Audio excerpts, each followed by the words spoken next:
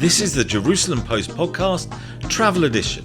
Coming up. When he was incarcerated, they said, "What are you good at?" And he said, "I am the doctor of shakshuka." One of them climbed the Kilimanjaro mountain. The second one won an Olympic marathon. Whoa, maybe in this environment they're exactly like me. What do the following have in common? Phil Collins, the Black Eyed Peas, Scorpions, Andrea Bocelli, Rihanna and Barbara Streisand. So sit back and enjoy the trip with David Harris and Mark Gordon. Hello, David. Hello, Mark. It's very loud on this bus. It's very deep underground if it is a bus. It's a trolley bus. It's a train. It's actually the light railway of Tel Aviv. How much does it weigh? I don't know, but it's 6 shekels. What, for a trip? Yes. When did it open? You're the expert on all these things. It opened this year, right? Properly about last year, I think. Still very new, very clean. Signposting is amazing. And there are 2 more lines to come. This is the red line, and there's also going to be a green line and a purple line. What do the colours signify? Different lines. Thank you. Where do they go? At the moment, the red line, which is operating, goes from Petah Tikva all the way through Tel Aviv, down through Jaffa, and on to Bat Yam. Okay, so that's northeast to southwest. If you say so. Yeah, something like that. Yeah. Yes. Thank you very much. Yes. And then I think they're going to be joining up places like Herzliya and possibly Renana. And I think Lod eventually is on it. Maybe. And maybe it gets to the airport in or the Yehuda. distant. Or Yehud, one of those. Yes. It's really funny. There are places in Israel called Yehud or Yehuda. One of the above. Yeah, something like that. Anyway, why on earth are we talking nonsense on a light railway deep under Tel Aviv? Well, our last episode, we went all the way to the town where we lived and didn't go very far. Modi'in.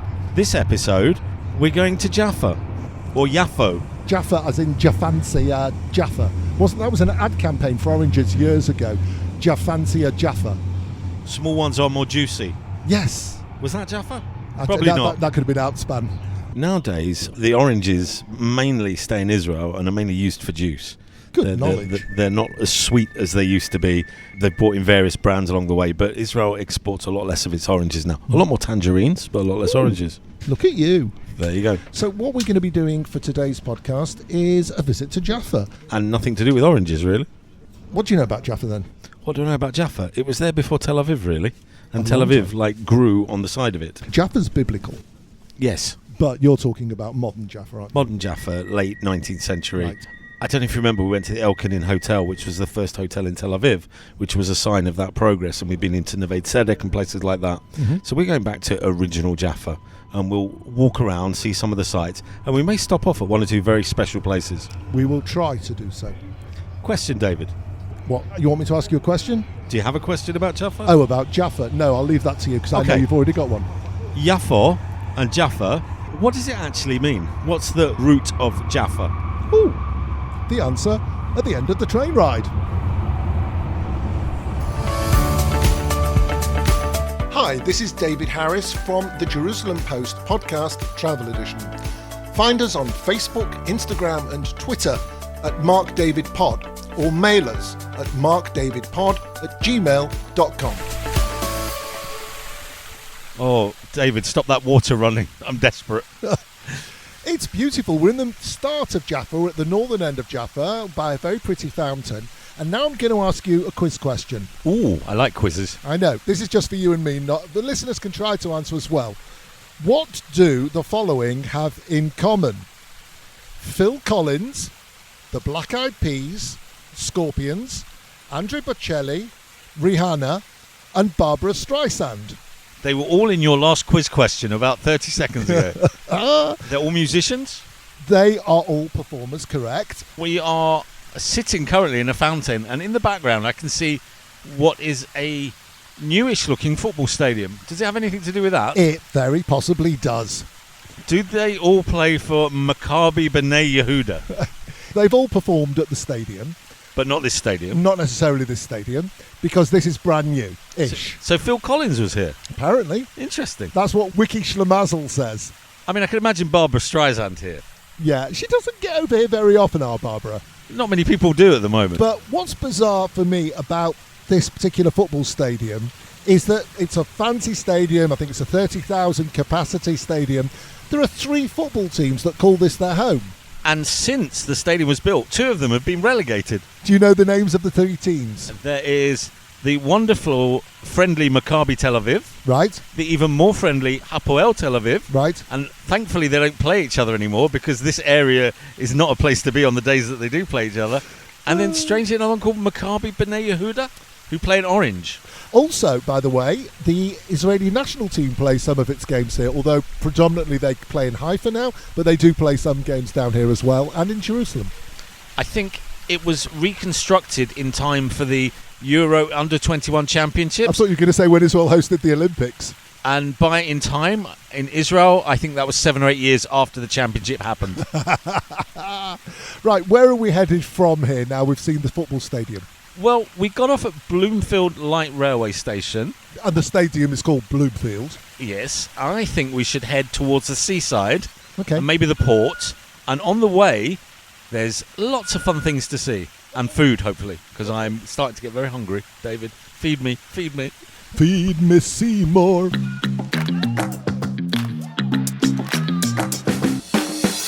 To talk the latest news in Israel, the Jewish world, and everything in between. This is the J-Post Podcast. I'm Tamar Uriel-Beery, Deputy Editor-in-Chief of the Jerusalem Post. And I'm Tzvika Klein, Editor-in-Chief of the Jerusalem Post. And I'm Sarah Ben-Nun, Night Editor at the Jerusalem Post. Join us as we bring some of the most impactful voices to bring you into what it means to be Jewish, to be Israeli today. Every week, we bring you with us into the newsroom in every sense. Stop being so dramatic. This is just our coffee break. You can find us every Thursday on jpost.com, Apple Podcasts, Spotify, or wherever you get your podcasts. We'll see you there. Yalla, bye.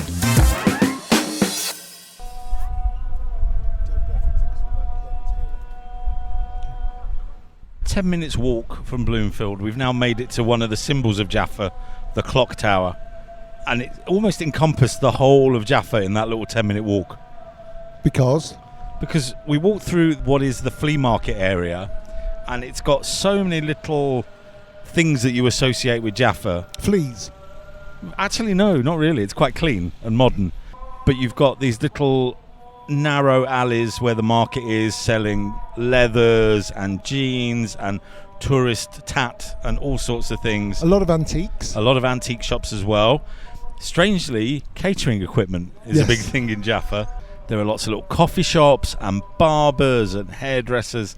They're not particularly narrow streets, but they encompass what this area is as opposed to Tel Aviv. Less modern, more, almost like more Israeli, but it isn't Israeli. It's a mix of pre-Israel and Israel.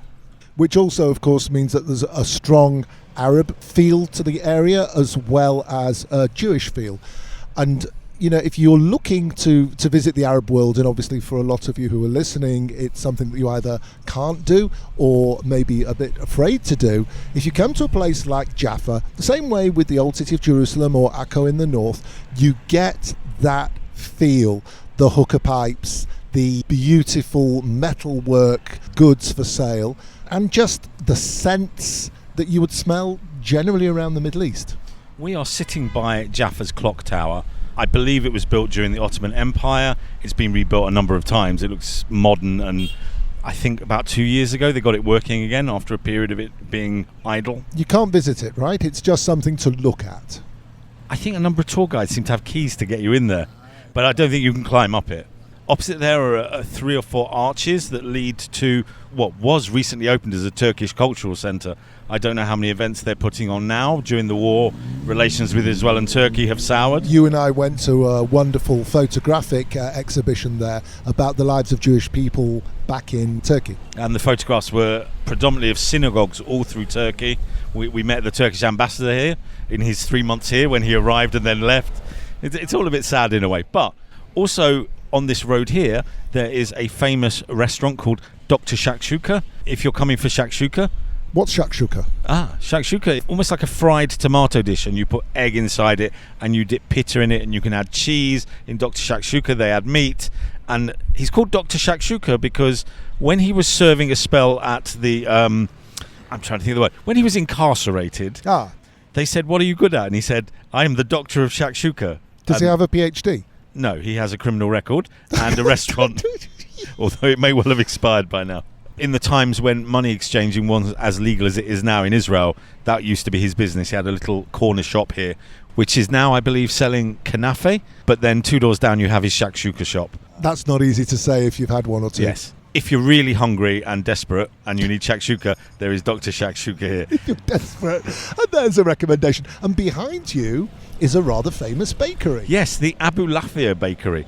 I believe the Abu Lafia family have run it since 1879. You believe? Well, it's from Wikipedia. I don't know how true it is. But there are Abu Lafia bakeries now all over Tel Aviv. It is probably the most famous Jaffa bakery. But if you go to one branch here, I think up Yefet Street, some of the ovens date back to the 15th century. Wow.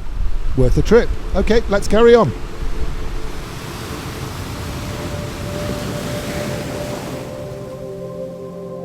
Jaffa Fact File. El Al flies to Ben Gurion Airport from most major European cities, plus New York, Boston, Miami, Los Angeles and Fort Lauderdale.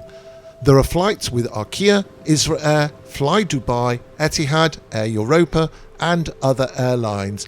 Please do check which airlines are flying as the situation continues to be fluid at the end of 2024, beginning of 2025.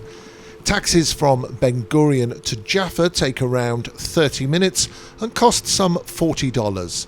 The journey via public transport will require at least one change and it'll take 40 minutes or more, but will be significantly less expensive. Jaffa's top hotels are the Jaffa and the Setai. For cheaper options, consider the Numa in Jaffa or a variety of hotels in Bat Yam just down the road. The currency is the Israeli shekel. $100 will buy you 359 new Israeli shekels as of December 2024. Jaffa enjoys some 300 sunny days a year. Summer is hot, with daytime temperatures often around 35 Celsius, 95 Fahrenheit. January is the coldest month, with temperatures usually between 6 Celsius, 44 degrees Fahrenheit, and 16 Celsius, or 61 Fahrenheit. Recommended restaurants include Pua, The Old Man and the Sea, and Gemma. And among the kosher eateries, Blackout in the Na Laga'at Center, Mama Kuka and Hazan.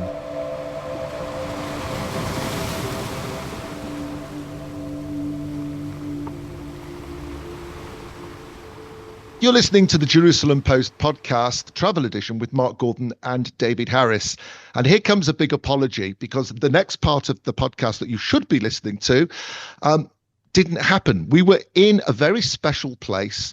We met a very special individual. In fact, we met several people, did an interview. I got back to the studio to edit and there was nothing on the tape. So to all of you listening, I apologize that this is not in person with our guest. And to our guest who is about to introduce himself, I also apologize. So, Oren Yitzhaki, you're the CEO of Na Laga'at.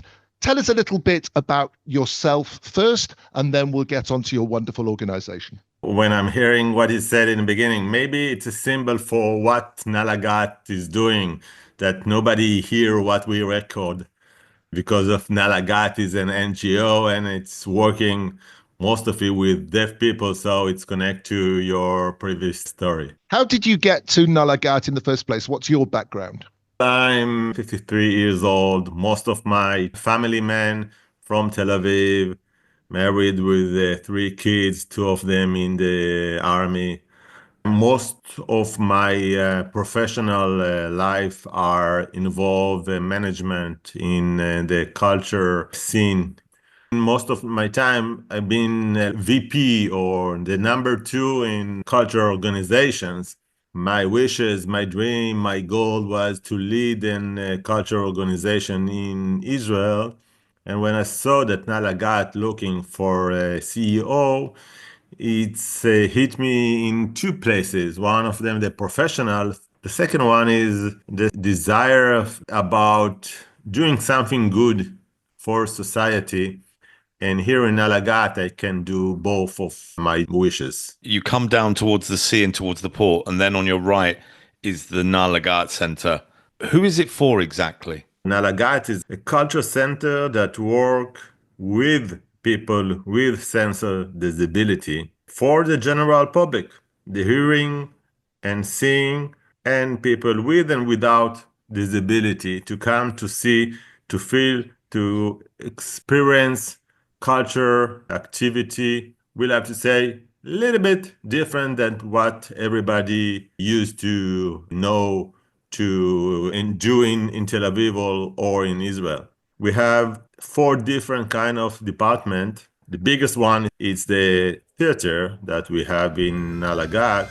The theater involved people deaf, blind, hearing, seeing, professional actors on stage with 6 different shows that appeared and running all year in the evening for the public once a week. צייר לי כבשה. אתה הגעת מכוכב אחר? חשבתי שבכוכב אחר אני אמצא חבר. ואתה יצור מוזר שמדבר. We have the black restaurants. The black restaurants is dark restaurants that the public come and eat in totally darkness. And all the waiters are blind people. There is 12 black restaurants in the world, but we'll have to say that in Israel, we are the only kosher one. And we have another 2. We have the workshop center and we have the coffee shops that involve deaf waiters. And the last one, as I said, the workshop center is a department that goes outside the center, mostly for schools and kids all over the Israeli education department. You mentioned the center works with people that can't see, people that can't hear, and there are some people that can't see and can't hear. How do you communicate with those people?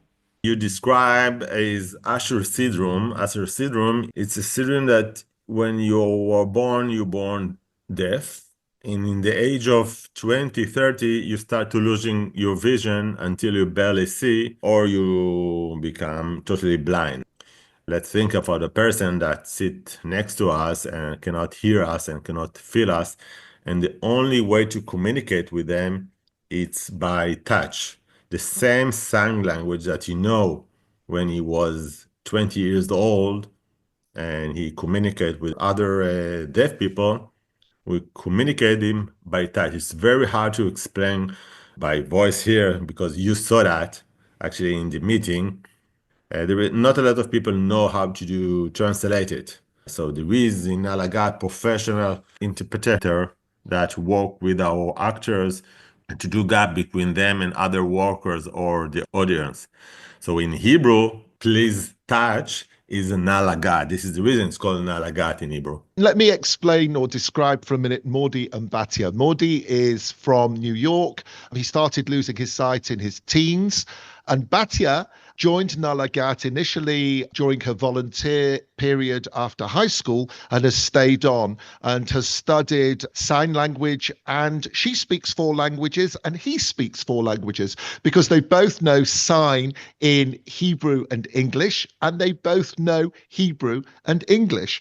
And they are totally synergous. They're both holding each other's hand and they're feeling the touch of the other, and their hands are moving at lightning speed. And it's as if there is one soul that connects the 2 of them. And for Mark and myself, it was a wonderful experience to meet this twosome and have a conversation with Mordi through Batya for several minutes. It was, I don't want to say life-changing, maybe that's a bit much, but it showed something wonderful, wonderful that Na Laga'at does. In your last sentence, this is exactly what we want people that live Na Laga'at after experience something from what I mentioned to make a social change. This is one of our value that people will take home after the meeting, thought about it, see if they can do some changing in themselves or in the society around them. I've been lucky enough to go to Na Laga'at and go to the Blackout restaurant for, in Hebrew, the word sadnaot, it's a workshop. And I think we did it with chocolate because we weren't allowed to drink wine, which was a shame, but maybe another time.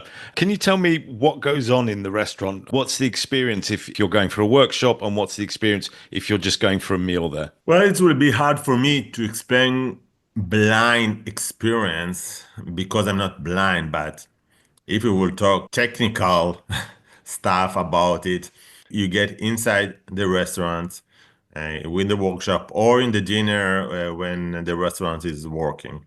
But remember, what we try to do, it's not the culinaria tasting. It's not that. We have a chef.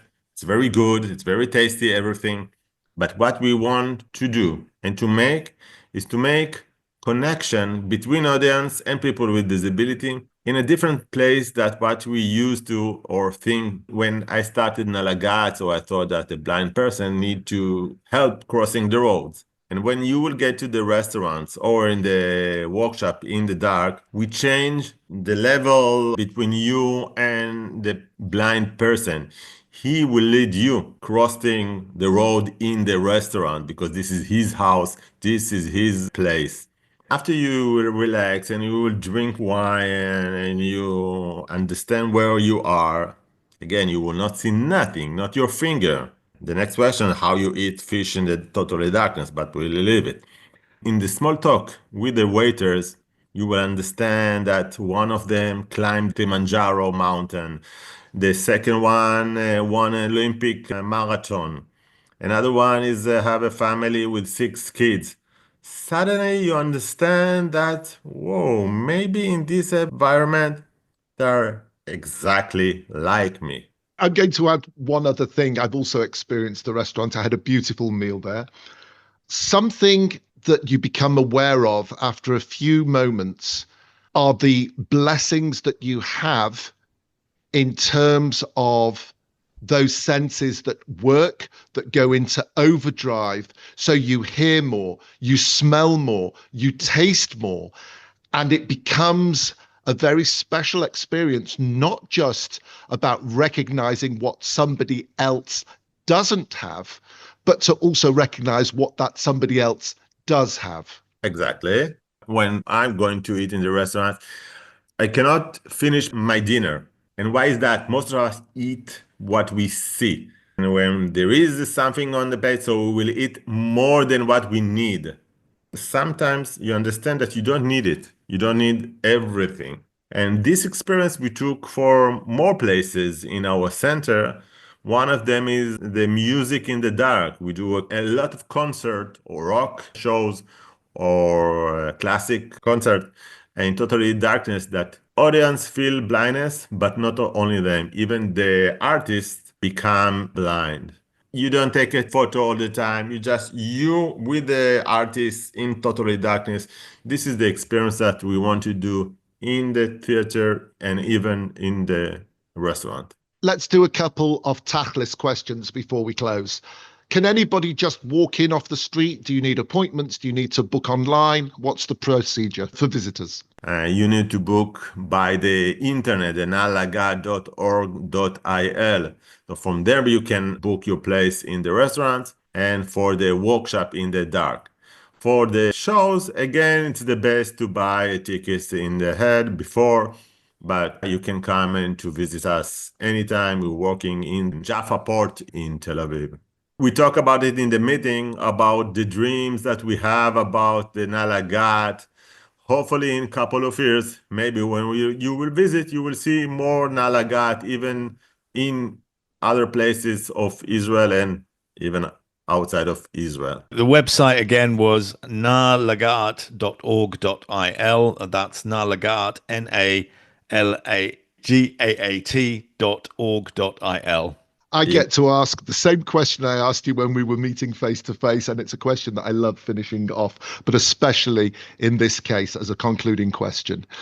What do you feel at the end of the day when you go home, take off your shoes and put your feet up? It's not me. It's like a team effort that everybody do. So what we succeed to do impact is for everybody. We see that nearly every day that we succeed to touch the people that work there and the people that come to visit us.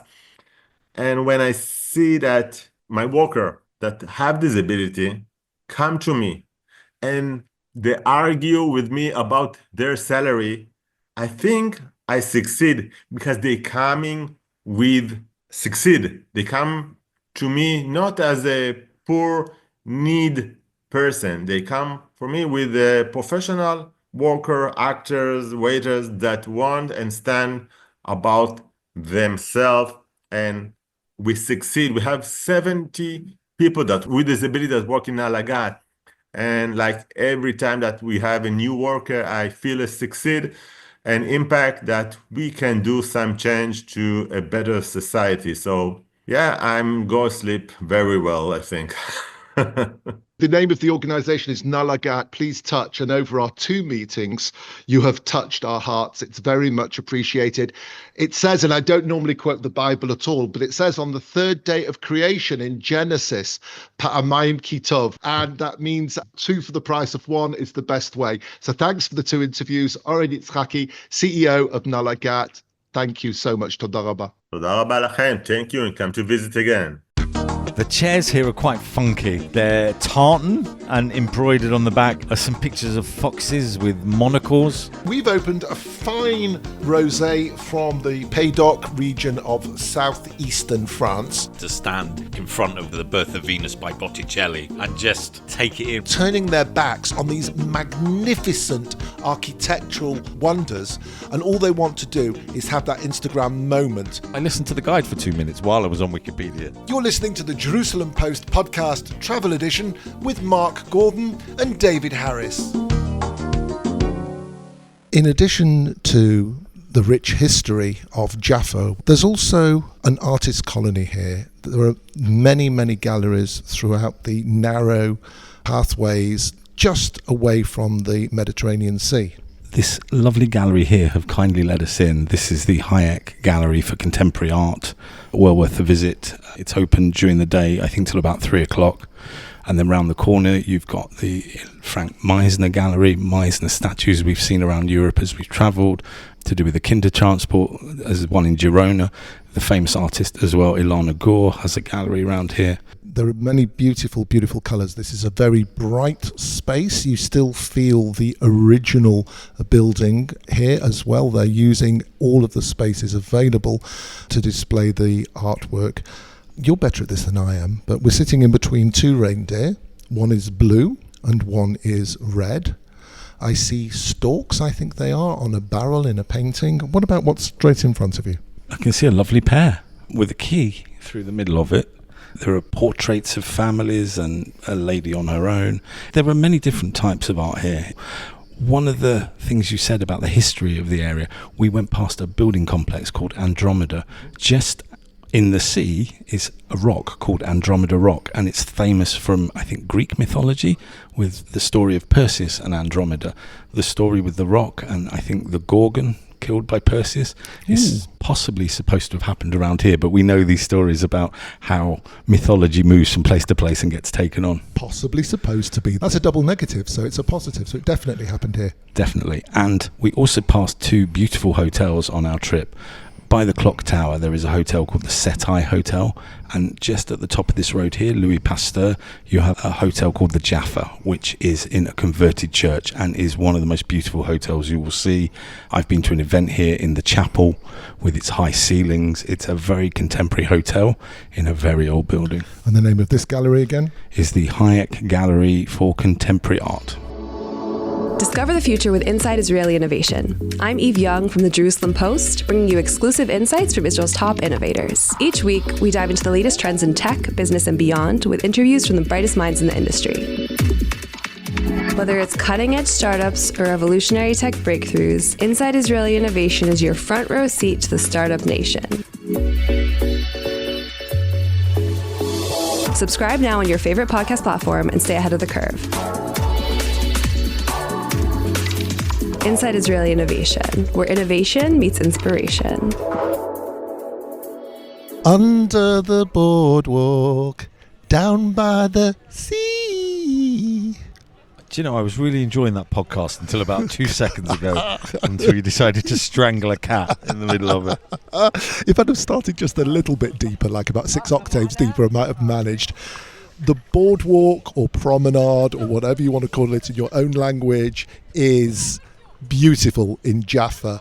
It's coming up for sunset.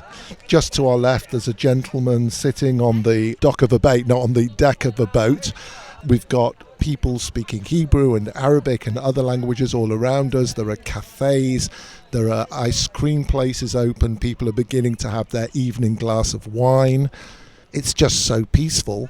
About a mile away in the distance is Tel Aviv. We can see the hotels, the modern buildings. We can see Tel Aviv port off in the distance. And all of that hustle and bustle of Tel Aviv just seems to disappear if you turn round the other way and look into the sunset, and it's just peace and calm. Behind that boat, the sun has probably got another 15-20 minutes before we lose it. The colours are glorious. And over there, we can actually see Andromeda Rock that we referenced earlier. There's such a really excellent curve around the coast. So, as you mentioned, we can see Tel Aviv Port. That's probably only halfway round. We can see up further from Tel Aviv, North Tel Aviv, Herzliya. That's possibly even Netanya. I think that's Netanya in the distance, yeah. Which is a good, 15-20 miles from here? At least. Yep. It's been wonderful. And all of this from a little walk from a football stadium. Again, if you can get a guide round here, they will show you a lot more than we've shown you. There's the whole old city of Jaffa to go and visit. We mentioned the Na Laga'at Center. Do you know Uri Geller has a museum here? Does he? Yes. That's mind-bending. Uri Geller has a museum here, you know. Does he? Yes. And it's got a restaurant, but it's not much good because when you have the soup, all the spoons are bent. Deary me. Do you want to say thank you to people? Thank you, people. There you go. Oh, we've only got one thank you this time. Yeah, thank you, David, and thank you, Mark, for walking us around Jaffa. Thank you to all the team at Na Laga'at, obviously Oren, the CEO, and the people behind the scenes. And a quick thank you to the Hayek Center for Contemporary Art for letting us barge in and record there. It was part of a wonderful tour. I do recommend going to see all these wonderful galleries in Jaffa. Jaffa is a very, very special place. You can easily spend a full day just wandering here. And in fact, you could spend a glorious weekend here and not even wander up the road into Tel Aviv. It is somewhere very special. The city is called Tel Aviv Jaffa for a reason. There is more to this city than Tel Aviv and its beaches. There is plenty to do in Jaffa. If you enjoyed this podcast, give us a 5-star rating. Write us a review. A good review. Tell your friends. Share it. Contact us on social media at MarkDavidPod. Email us at markdavidpod@gmail.com. Go to our Linktree page at linktr.ee/MarkDavidPod. If you find that, well done. And that will have all the places you can download our podcast. Find us on social media. And YouTube. Our new YouTube channel. We've gone video. You might have wondered what we look like on the back of, hearing our voices. Now you get to see us in all sorts of interesting places and situations. And you can't unsee us. Yes, that's very true. You'll probably understand why we have a podcast first and foremost. Talking of seeing us and not seeing us, the question, David. Yes, what was the question, Mark? We're in Jaffa. What does Jaffa really mean? Something to do with beauty? Correct. It's like from the root of beauty. Jaffa, Jaffa. Beautiful. There you go. Like us. So on that dramatic note, that bombshell that we are attractive people, my wife doesn't think so. My wife thinks you're lovely. Oh, I think she's lovely too. Oh, maybe sweet. I can do the podcast with her. She'd be happy to. Not with you. She'd just be happy to go on the trips that we go on. We're going to continue this conversation off air. So for the time being, let's go to Abu Lafia and get ourselves some cakes. Shalom, shalom. Bye-bye.